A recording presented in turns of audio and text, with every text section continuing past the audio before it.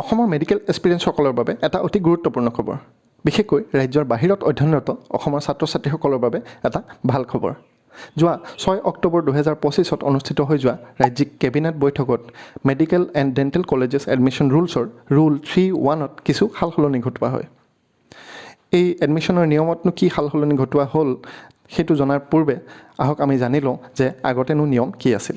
পূৰ্বতে medical and dental colleges admission ৰুলছৰ rule 3(1)(c)ত উল্লেখ থকা মতে নীটৰ জৰিয়তে GMC, AMCকে ধৰি অসম চৰকাৰৰ অধীনৰ সমূহ মেডিকেল আৰু ডেণ্টেল কলেজৰ ষ্টেট কোটাৰ অন্তৰ্গত 85% আসনৰ ভিতৰত যদি কোনো পৰীক্ষাৰ্থীয়ে এডমিশ্যনৰ বাবে আবেদন কৰিব বিচাৰে, তেতিয়া সেইগৰাকী ছাত্ৰ বা ছাত্ৰীৰ ক্লাছ 7ৰ পৰা 12লৈকে শিক্ষাটো এই ৰাজ্যখনৰ ভিতৰতে হোৱাটো বাঞ্ছনীয় আছিল।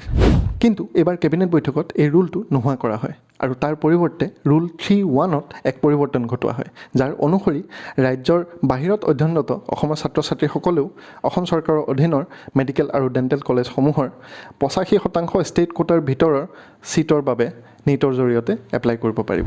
কিন্তু তাৰ বাবে সেই ছাত্ৰ বা ছাত্ৰীগৰাকী অসমৰ পাৰ্মানেণ্ট ৰেচিডেণ্ট হোৱাটো বাধ্যতামূলক আৰু লগতে তেওঁৰ পৰিয়ালৰ 3টা জেনেৰেশ্যন বা 3টা পুৰুষেই অসমৰ পাৰ্মানেণ্ট ৰেচিডেণ্ট হ'ব লাগিব।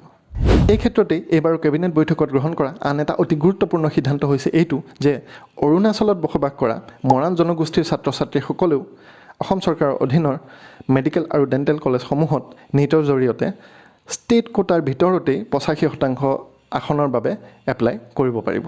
অৰ্থাৎ অসমৰ মেডিকেল আৰু ডেণ্টেল কলেজসমূহত এডমিশ্যনৰ ক্ষেত্ৰত অসমত বসবাস কৰা মৰাণ জনগোষ্ঠীৰ ছাত্ৰ ছাত্ৰী আৰু অৰুণাচলত বসবাস কৰা মৰাণ জনগোষ্ঠীৰ ছাত্ৰ ছাত্ৰীসকলক একেই বুলি গণ্য কৰা হ'ব।